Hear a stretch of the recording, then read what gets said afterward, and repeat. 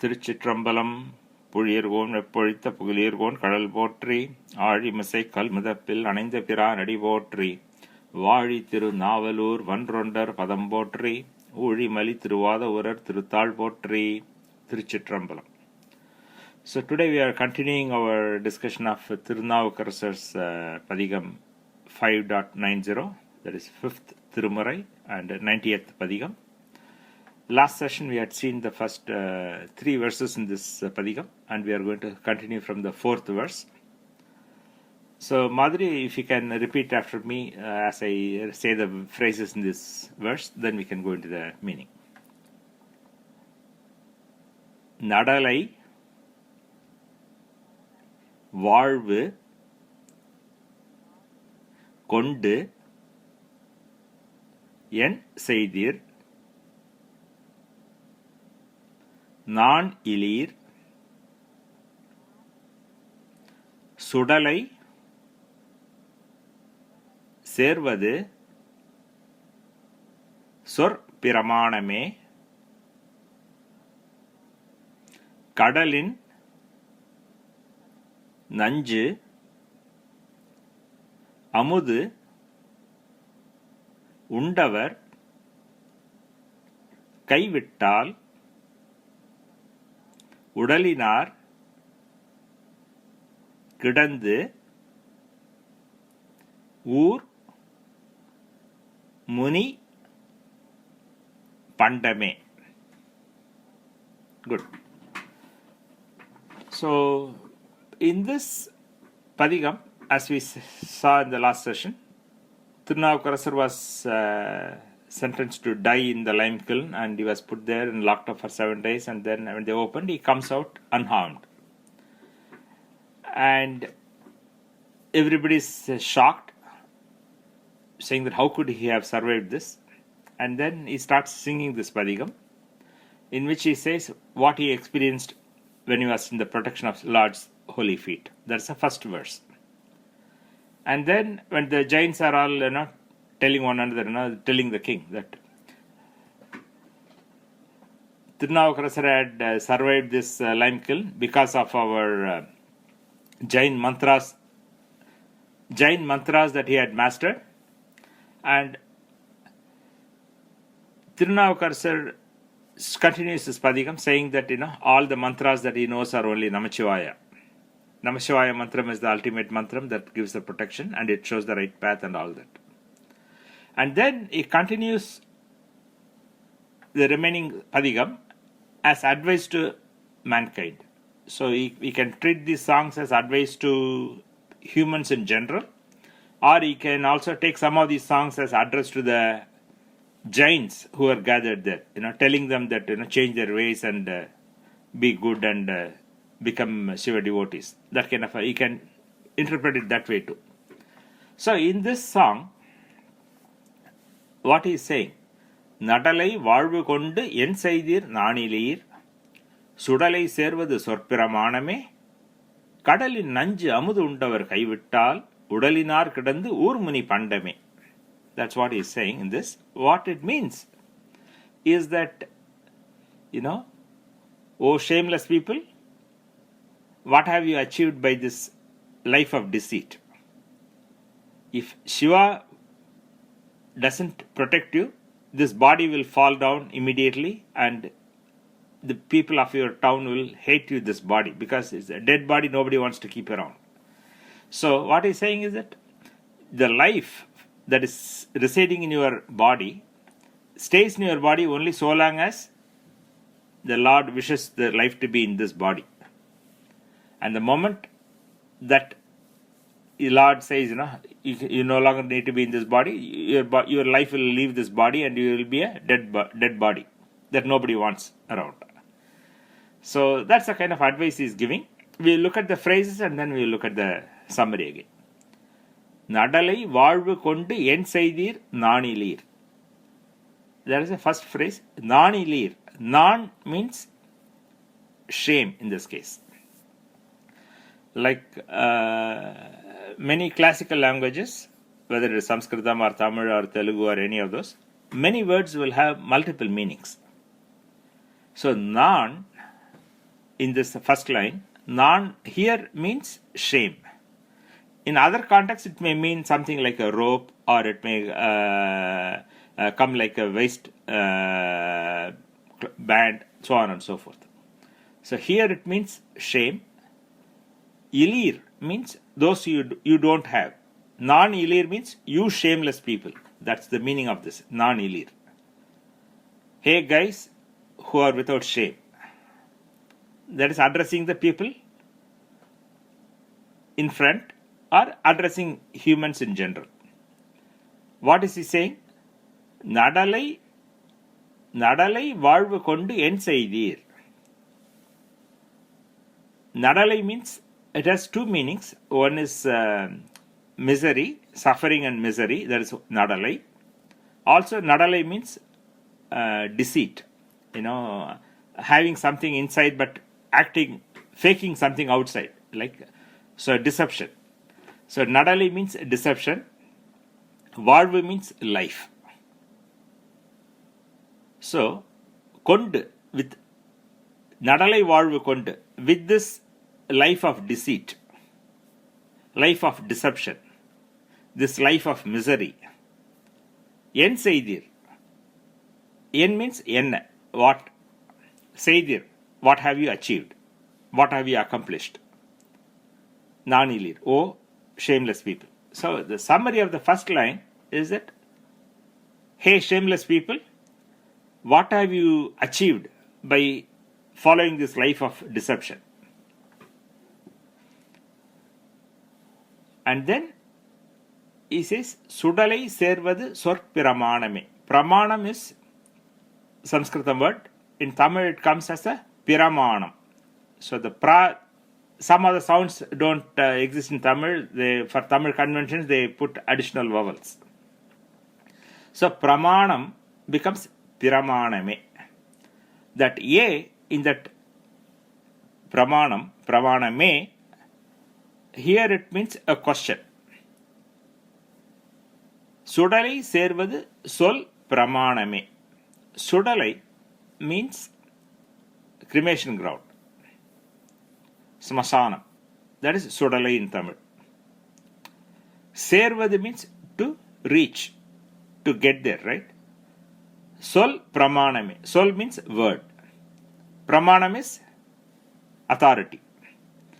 So he is asking them, the fact that you will one day reach the cremation ground, do you have to take it on the authority of others' words? Meaning, do you have to simply believe what others tell you that one day you will die and go to the cremation ground? No. Because we all see it with our own eyes, our own experience, family, friends, neighbors. We have seen that everybody dies. So, dying and getting to cremation ground, we know this is going to happen. We don't have to believe. We don't have to rely on others' words for that. We don't have to take others' words to say that one day we will die. We know that from our own experience. So, the third line talks about Shiva, and if we don't have Shiva's grace, what will happen? kaḍaliṉ, nañju, amudu, uṇḍavar. That means Shiva. That's a long phrase describing Nilakanta. Kadal is sea. Nañju is poison.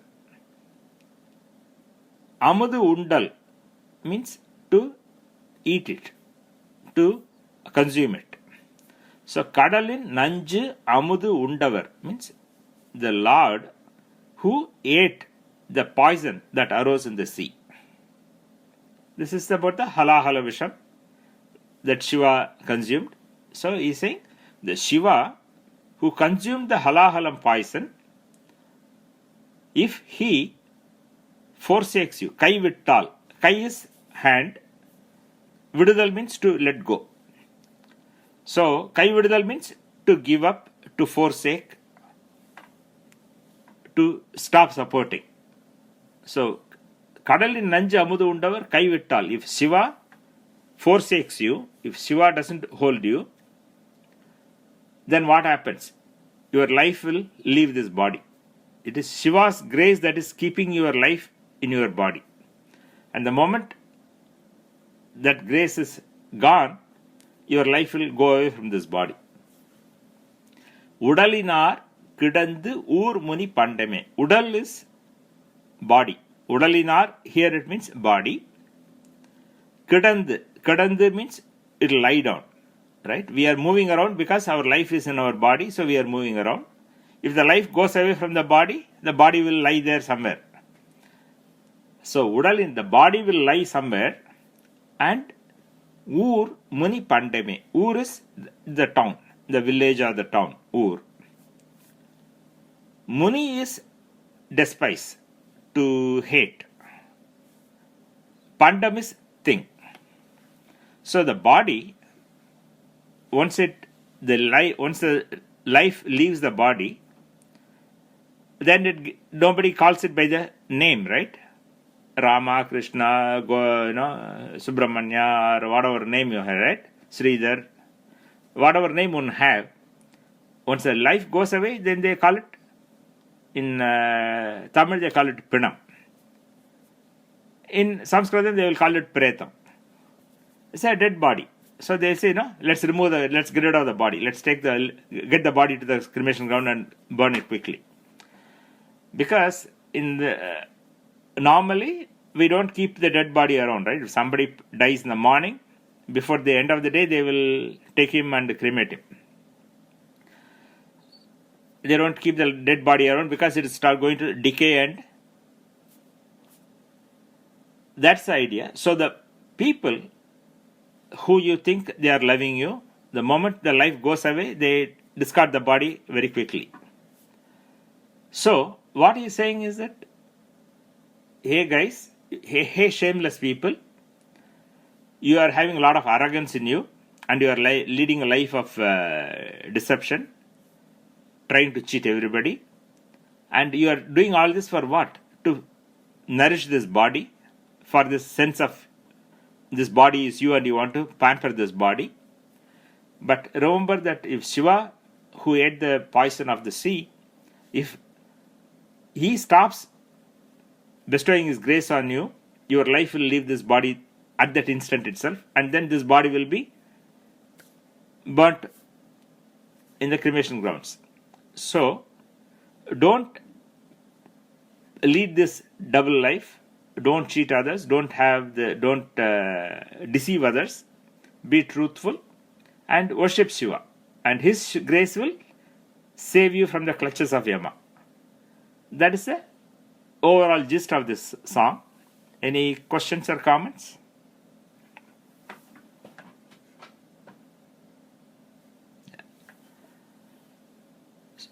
Yeah, the non-ilīr is an interesting phrase.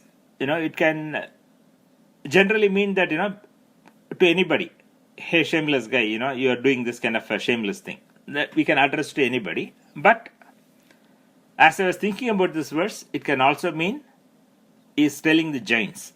Because if you recall, the Jains of those days, the Jain monks, the powerful, the monks that were telling the king to kill Thirunavukkarasar, all those monks, right? They are all naked monks. Remember, in Jainism, the monks go around without clothing. And they are called the Digambara Jains. And going around without clothing is an act of shamelessness. So maybe Thirunavukkarasar could have also addressed this to those Jain monks, saying that, hey guys, you are saying some nice words outside, saying ahimsa and all that, but inside you want to protect your power and you are trying to commit crime. So don't do this double act. And also the fact that you are shameless because you are going around without clothing. So we can see this as Thirunavukkarasar telling the Jain monks, but it can also be taken as addressing humankind in general. So that is number 4th verse. So Ramakrishna, if you can say the whole verse, that will be great.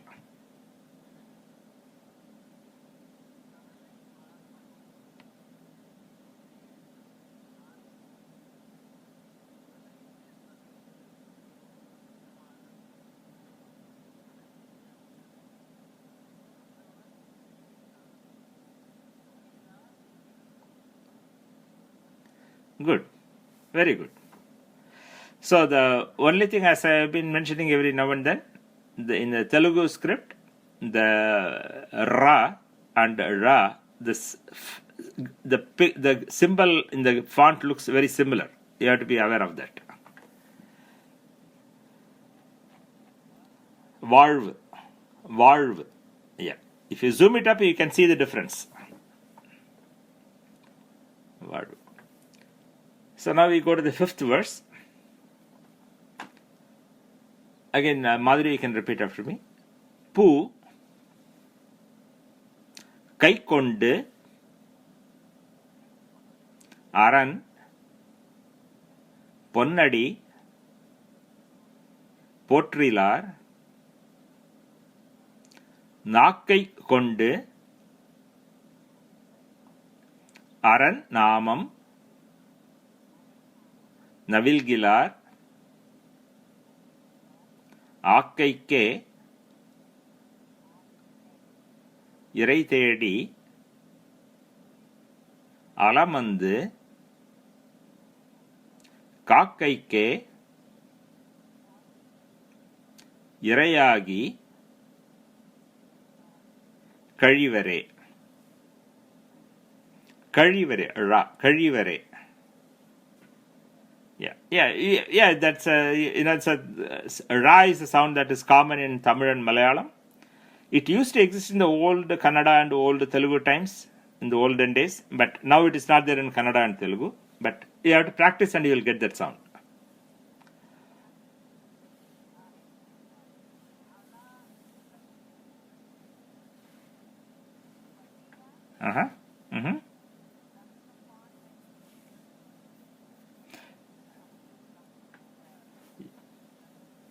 Yeah, if you zoom it up, the document, if you increase the zoom, you can see the difference between Bandira and the Ra. If you zoom it up, you will see it. Bandira, there is a line, horizontal line in the middle. Here, there is no line.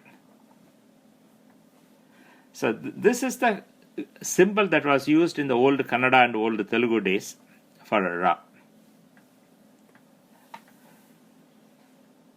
And what happened is that Ra, as time went along, Ra became, I think in Telugu it frequently became Da. Like Tirupati, in Tamil it is called Ezhumalai.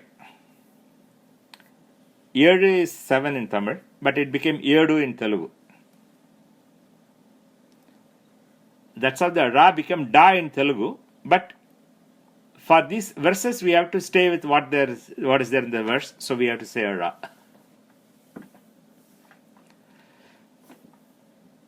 So this is a very powerful and simple verse.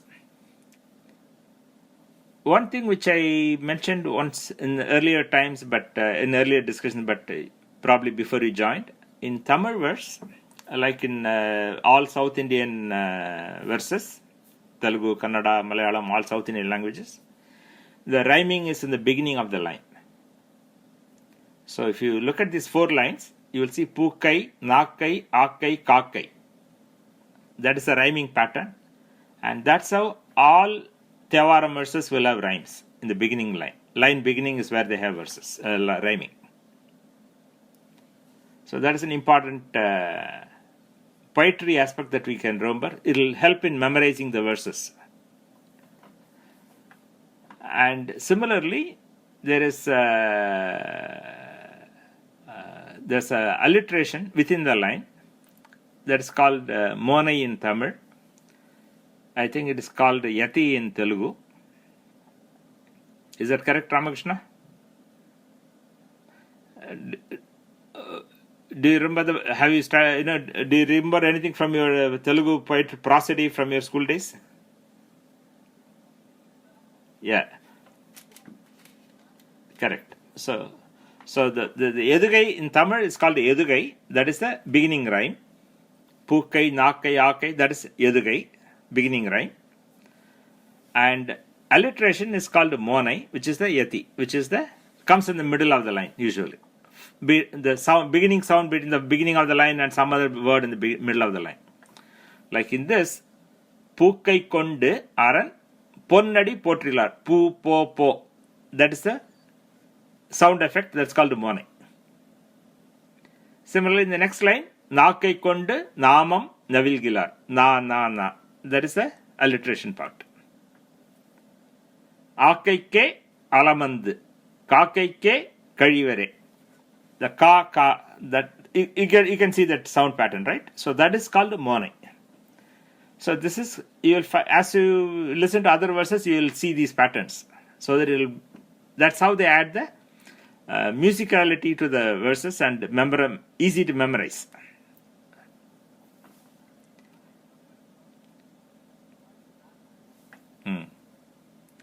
Yeah, prasa is probably, I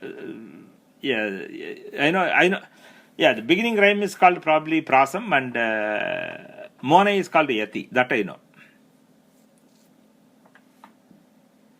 Okay, so what is he saying in this song?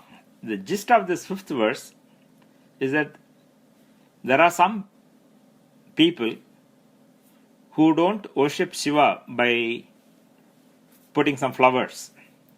They don't chant Shiva's holy name. They spend their time feeding this body, which at the end becomes food for the crows. That is his very open and powerful direct statement. We will look at the words and you will be able to follow it.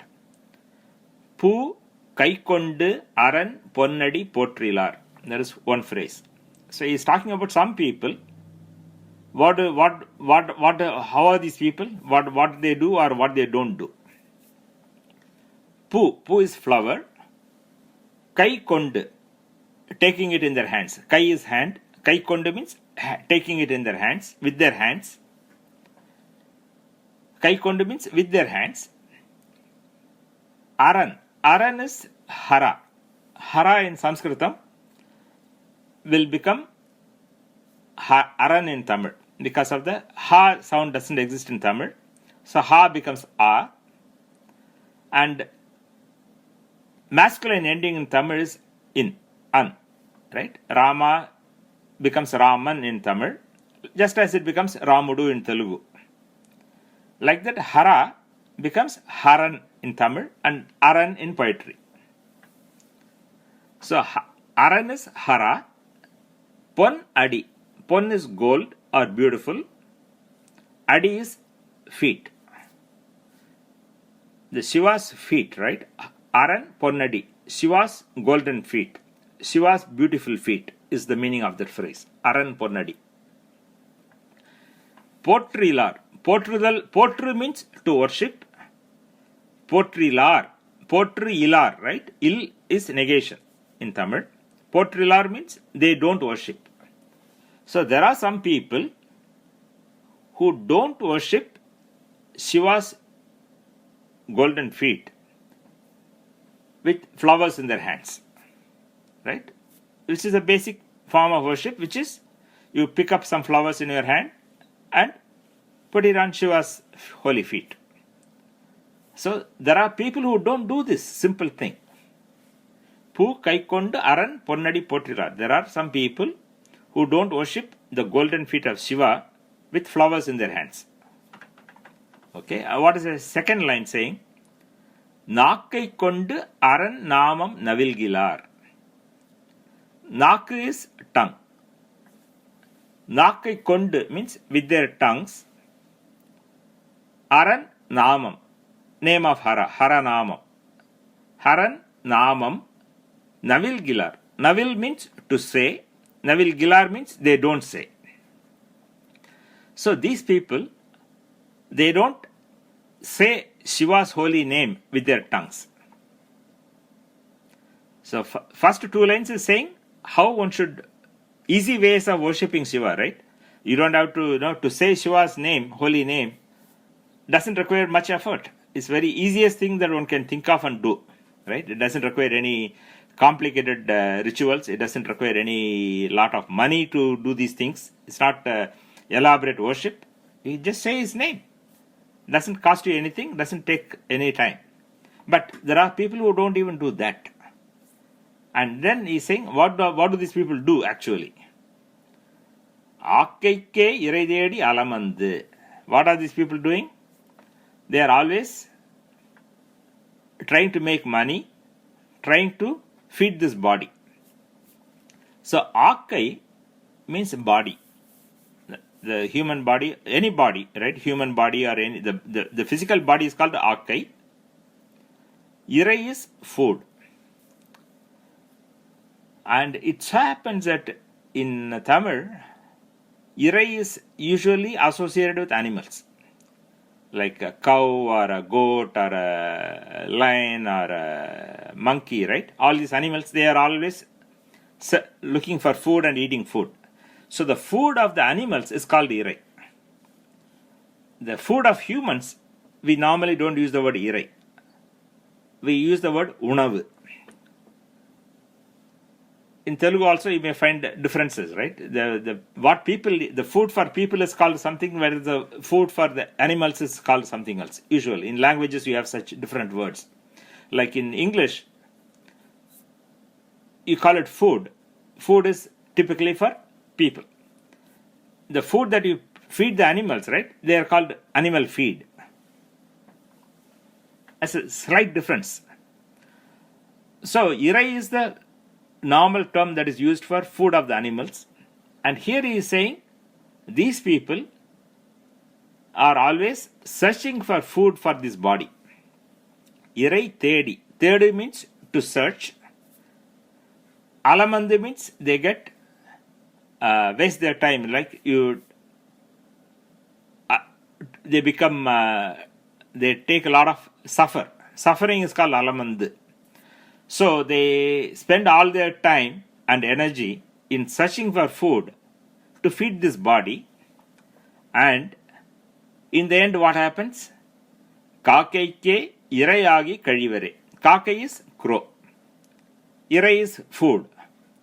So agi means they become, kazhivare means they go away, they die away. Kazhidal means to go away. So they spend all their time and energy in making money and other worldly pursuits to pamper this body, and in the end they die only to become food for the crows. Meaning they are wasted their life not achieving anything in real and die in vain, and they spend all their lives trying to feed this body and only to have this body become food for the crows. So that's how he is stating. So what he's saying is, hey, there are some people. This is a third person, right? He's not addressing any one person, but he's like giving a statement and telling us, don't be like them. So there are people who don't worship Shiva's holy feet with flowers in their hands. There are people who don't utter Shiva's holy name by their tongues. They waste all their life trying to feed this body, only to become food for the crows in the end. That's the direct meaning of this verse. Any questions or comments?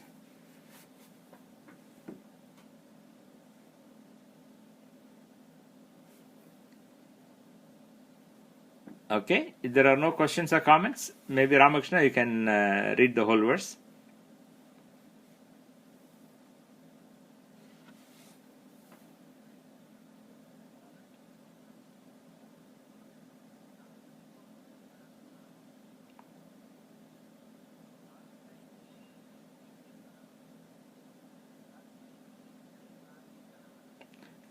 Kazhivare. Good. Yeah. By the way, this become food for the crows, right? We may think that, we typically burn the body, so how does the body become food for the crows?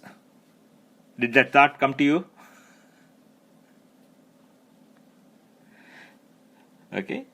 So, there are, we know that in India we have the Zoroastrians. In Bombay you can find them, and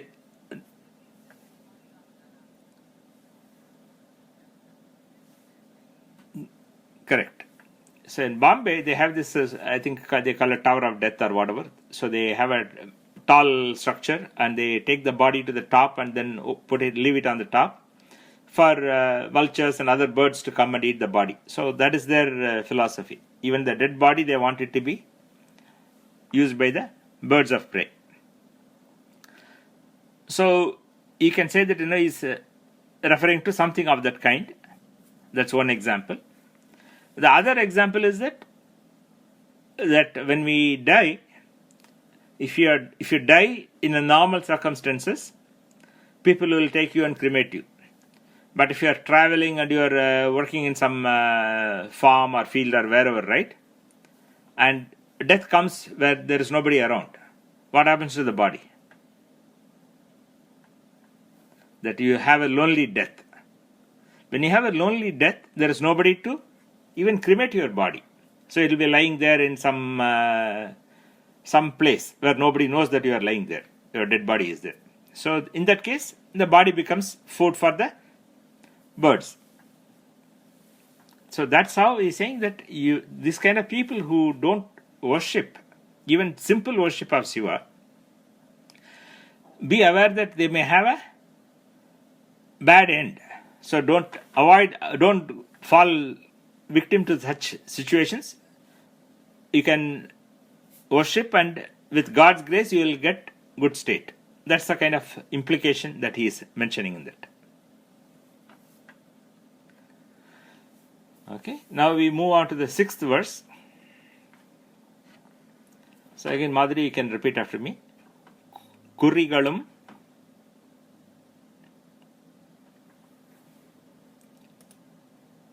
Madhuri, are you on mute?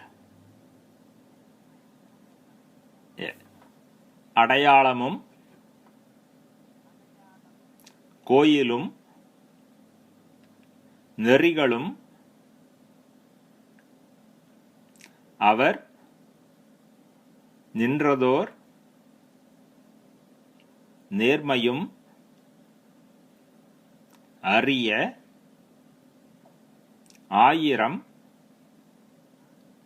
Aranam Odilum ilīr Manam Engol Pugadade. Good. Pugadade. Good. So in this song, 6th song, what is he saying is, the scriptures tell us a lot of information about Shiva. And in spite of all these scriptures and other holy books telling us all these things, how come this is not entering the mind of these fools? That's how he is wondering. So that's the gist of this song. We will look at the words and then that will become clearer. Kurigalum. Kuri is shape or a form. So Kurigalum means the forms of the Lord. We know that there are different forms. God can appear in many forms. He is formless, that is one concept. But formless we cannot see, we cannot grasp. So he takes various forms. Whether it is Nataraja, whether it is Ardhanarishwara, whether it is Shiva and Parvati, whether it is Chandrasekhara. We have so many different forms. So in Saiva Siddhantam they talk about 3 forms. Uru, Aru and Aru. So these formless. Arupam is formless. Rupam is with form. So Shiva is formless and he has the form and he has a symbolic form. Formless form as they call it. The Shivalingam is referred to as the Uru. Means formless form. Because it represents Shiva, but it is not a physical form that you can say, like Nataraja or Ardhanarishwara. It is not a physical form in that sense. So, the scriptures talk about with the various forms of Lord. That is Kurigalum. Kuri is the various forms. Adayalamum. Adayalam is symbols, insignias and all that. So Adayalam is like Basmam, Rudraksham, all those things that symbolize Shiva. Adayalam. Koil. Koil is temple. So the scriptures talk about the various temples where Shiva is dwelling. Whether it is the 12 Jyotirlinga Kshetrams, or whether it is the Panchabhutasthit Kshetrams, or the Panchasabhas, whether it is Chidambaram, whether it is Tiruvannamalai, whether it is Kalahasti, whether it is Ujjain Mahakaleshwara, Kedaranath, all those things, right? So there are a lot of temples, and these temples are mentioned in various holy books. Nerigalum. Neri is the path. The dharma, the way, the path that we have to take. And in other contexts, I have mentioned about the 4 paths that are commonly talked in the Saiva Siddhantam.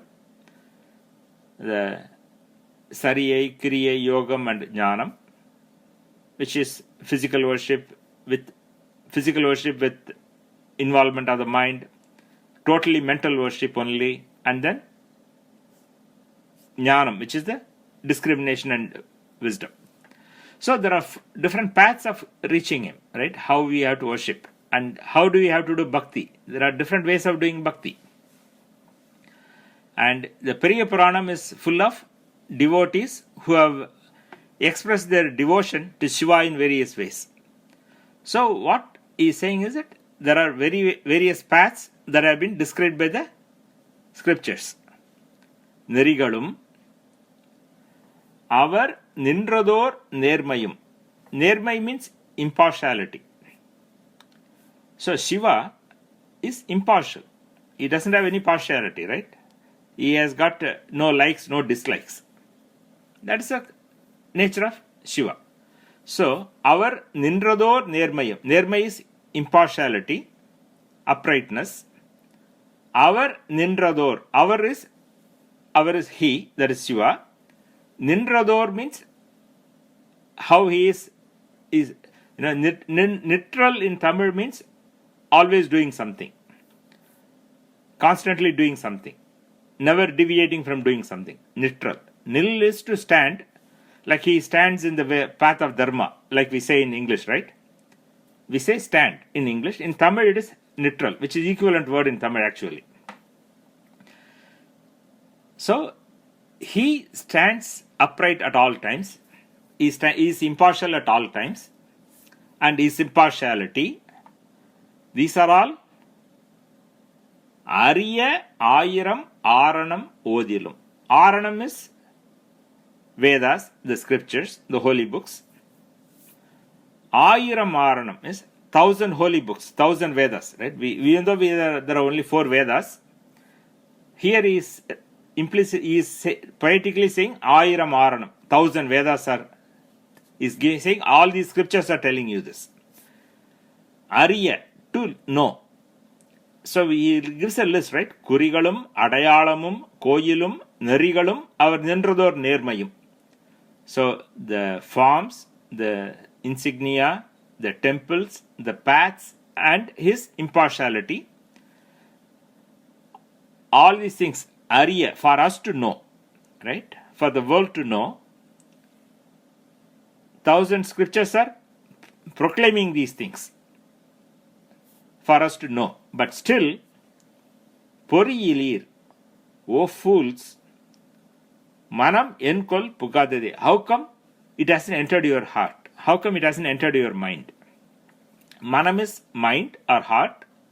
Enkol is how come. Pugadade. Pugadade means it has not entered. Pugudal is to enter. Pugadade means it has not entered. Puri is our capability to understand things, the mental capacity. Pori ilīr means those who don't have mental capacity, means fools. So what he is saying in this verse is, Pori ilīr, O fools, Ari Airam, Kurigalum, Adayalamum, Koilum, Nerigalum, right? All these things. The 1,000 Vedas are proclaiming Shiva's forms, his insignia, his temples, the paths to reach him, and his impartiality. All these things are being proclaimed by the Vedas and other scriptures for you to know. And in spite of all this, O fools, how come it has not entered your mind? So it's a rhetorical question saying that there are people like this and they need to change and realize this truth of what the Vedas are saying. That's a direct meaning of this 6th verse. Any questions, comments, or if I didn't explain anything properly, you can ask.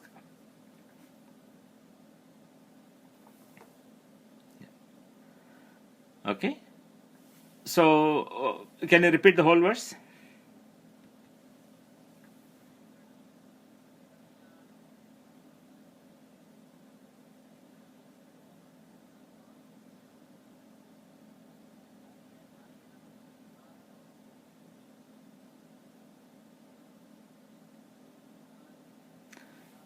Pugadade.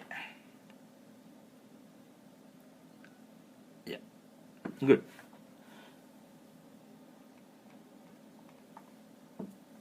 So in this Nerigal, I mentioned about the fact that the paths. I talked about the 4 paths.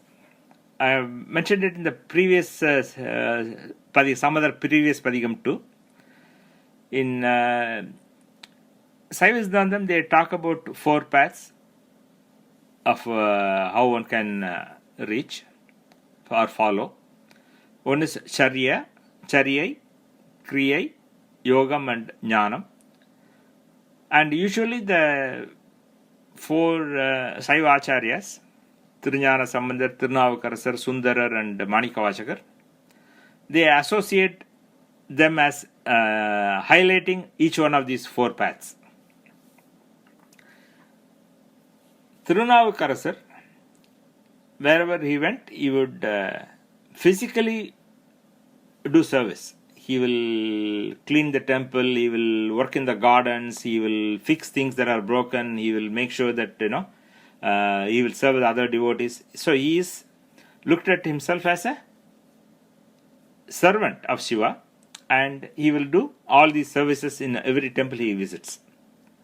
So, because he is doing physical service,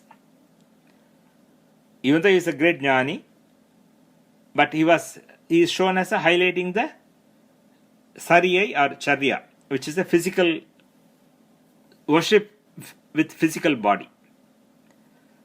And what they say about this physical body, worship, the Charya part, is that there are things that you can do with your physical body, service with the physical body, even if your mind is not fully engaged in it.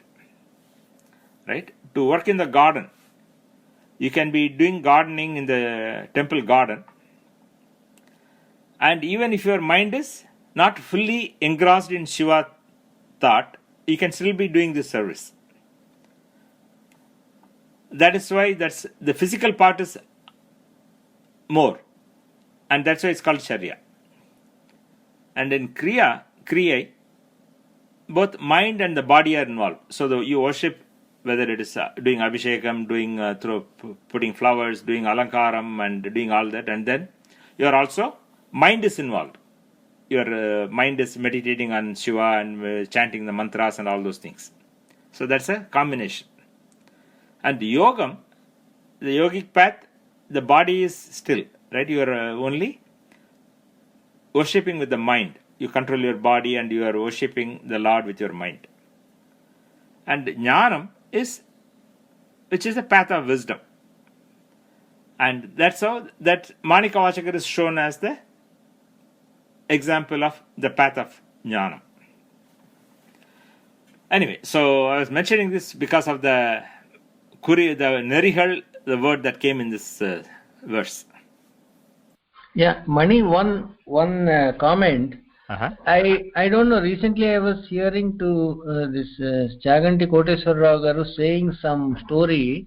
Mm-hmm. There he is saying Thirunavukkarasar and probably Jnana Sambandhar, they were together, or they met and they remained together for a while, right? Yeah.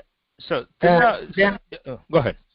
Yeah, and I don't know I don't remember the other person exactly, but he used to go with one of the other Shaivites leaders.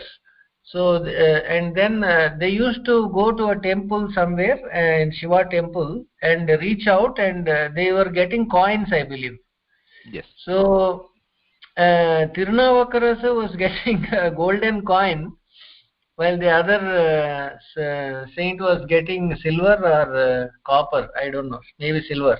Yeah. So he asked Shiva, how come both of us are considered jnanis, and I am getting silver and he is getting gold coins?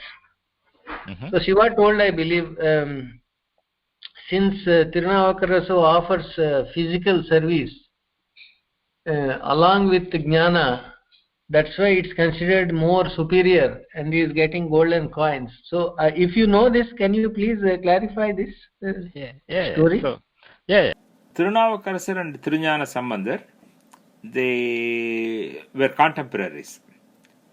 That means that they lived in the same period. And in fact, Thirunavukkarasar is older than Thirunjana Sambandhar, obviously. And Thirunavukkarasar started singing thevaram songs before Thirunjana Sambandhar started singing thevaram. Okay, so Thirunavukkarasar was chronologically is the earliest to sing thevaram songs. But in the sequence of acharyas, Thirunjana Sambandhar is given the first place. Thirunavukkarasar is given the second place. That's one thing. And the second thing is that Thirunavukkarasar, when he heard that in Sirgari there was this child who drank milk from Parvati and he's got all the knowledge, he comes to Sirgari to see the child. And when he comes to Sirgari, he meets the child and then he falls at the feet of the child, Thirunjana Sambandhar. And of course, Thirunjana Sambandhar also falls at the feet of Thirunavukkarasar. So the devotees will worship each other because there is Shiva in them. And Thirunjana Sambandhar at that point in time calls Thirunavukkarasar Appare. Because Thirunjana Sambandhar was a 3-year-old child, right? 3.5-year-old child. And Thirunavukkarasar was 50, 60 years old. So the child calls Thirunavukkarasar as, oh, my father. Appa is father, Appare is with respect.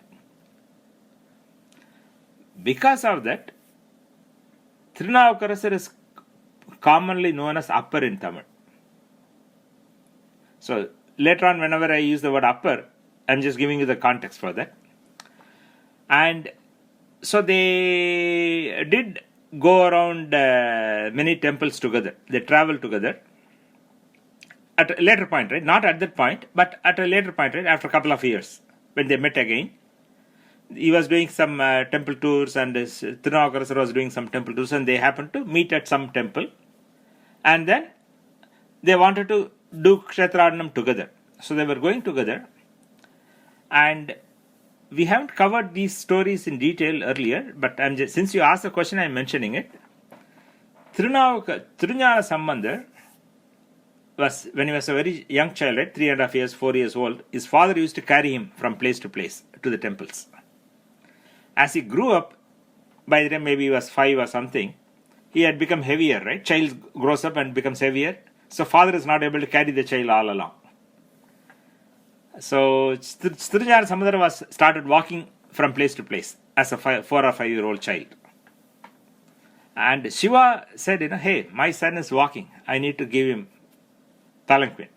So when he went to some temple, Shiva gives him palanquin and all those other things, like a royal prince. So from that time on, Thirunjana Sambandhar used to go on the palanquin.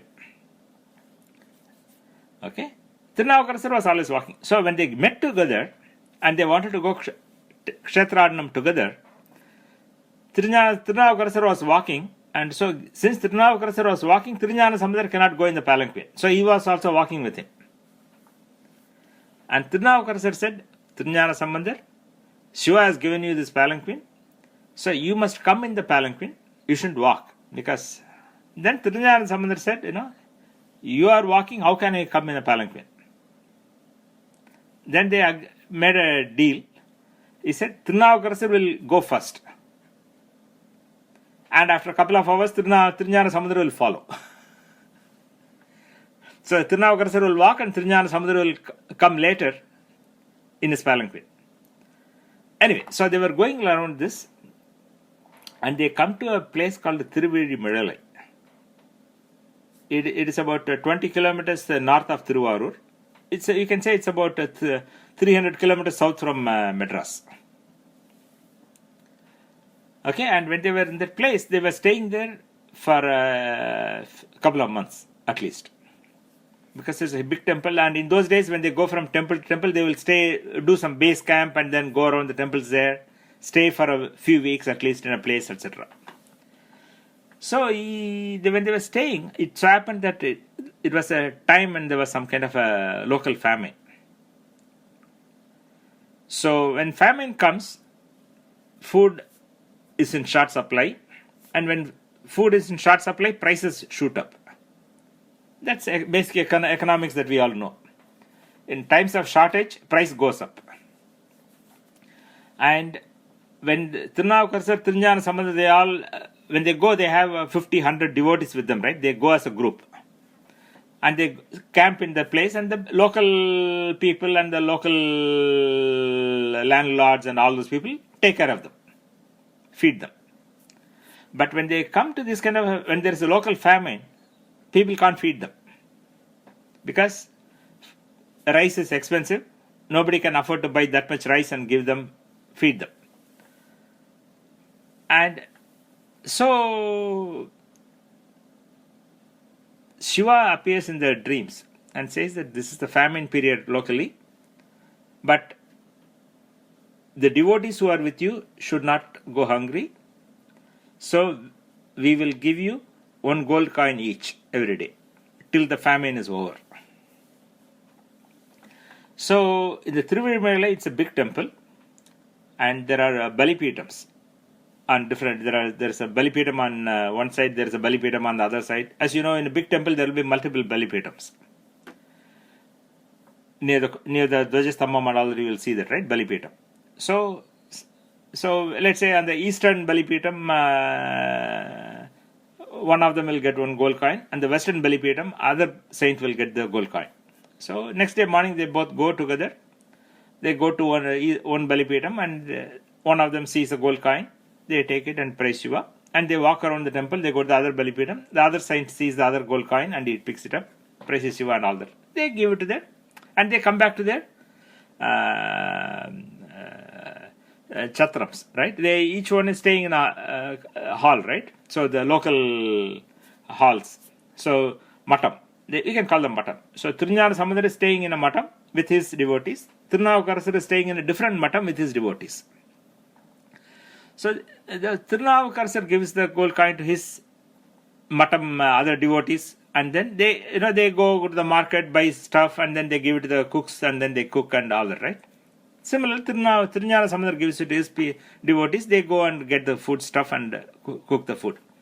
Let's say that every day at 12 o'clock is lunchtime.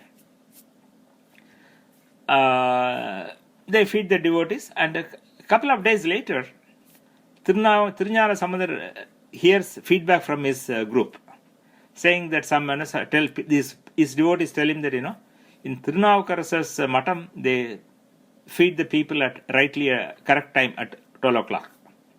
Whereas in our matam, people get fed only at 1:30 in the afternoon. It gets delayed every day. Thiruñāna Sambandar says, what's going on? Why is there a delay in our matam to feed the devotees on time? So he calls the cooks and asks them, What happened? What is the reason for this delay? We always used to have food on proper time, but I hear that we are getting delayed recently. What's going on? So they tell him that, the coin that Thirunavukkarasar gets is good quality gold, and merchants accept it without any hesitation and then give them the food. Whereas the gold coin that you are getting, when we take it to the market, the merchants tell us that this is of inferior quality. So we have to test the quality, and only then we can assess what it is worth, and then only then we can give you the appropriate amount of food. So it takes us time to go to the goldsmith and evaluate the gold quality and purity and all that, and then decide and get accordingly the food. So that is the reason every day this is taking extra time for us to do this purchasing of food stuff. And because we are getting food late from the market, we have to, our cooking takes time, so we are feeding the devotees later than normal.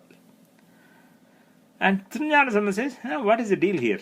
In this song, I'm very happy you asked this question in this song, right? Because in this song, there is a statement. Our nindrador nirmayum. Nirmay is impartiality, right?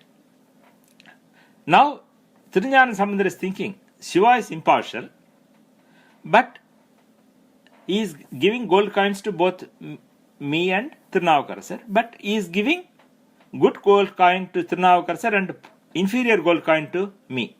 Why is he partial? Right? He is treating them differently, so is he showing partiality? So next day, he goes to Shiva and sings one padhigam, wonderful padhigam. Vasi tīrave kāsu nalguvir, māsil miralīr ēsil ilīr. Means, the opening song in that padhigam states, O Shiva Thiruvirmizhai, give me gold coin that does not have to be discounted. So that is his word. And of course, Shiva at the end of the padhigam, Shiva bestows his grace on Thirunavukkarasar, and from that day onwards, he also gets pure gold coin. But the explanation that is given as to why Shiva did like this, is, one can simply say this is Leela. That's one way of saying. But other thing is that it is to highlight to everybody that Thirunavukkarasar was doing physical service. So, in a sense, it is like his wages, right? If somebody is your employee, somebody is doing service to you and you are paying him, right? You have to pay him properly. Whereas Thirunavukkarasar was his son, so he was getting his daily allowance. So that's how they interpret that he was a son, so he was getting a royal allowance, whereas Thirunavukkarasar was getting paid for his service. So that is one explanation that is given. But this is something that did happen, and it does. Thirunavukkarasar has a padhigam to support that event. And we will come to that at some point in time. So did that cover your question?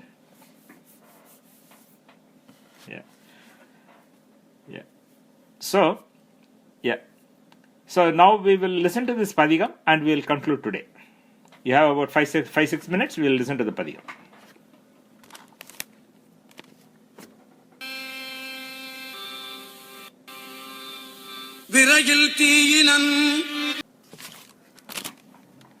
So we will conclude here and we will again meet next week and continue. Thiruchitrambalam.